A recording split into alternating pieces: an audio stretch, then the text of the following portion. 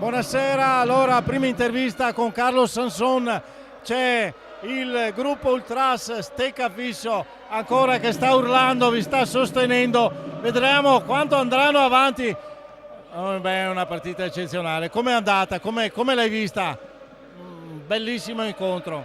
Innanzitutto buonasera a tutti, è stata una partita molto combattuta e soprattutto equilibrata, e con molti colpi di scena. Molti colpi di scena, siete andati sotto nel primo tempo, nel secondo avete reagito, quindi avete trovato quella forza eccezionale nello spogliatoio e ritornare per ben 2 volte a pareggiare anche. Siamo riusciti a ritrovarci e grazie al mister di spogliatoio che ci ha dato le dritte e tutti quanti che ci siamo caricati insieme. Sei contento della tua prestazione?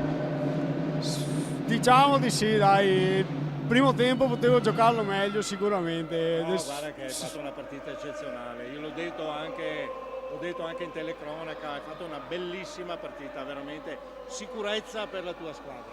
Grazie mille. Bene, dai, in bocca al lupo per i prossimi incontri. Ciao, arrivederci. Ciao Carlo.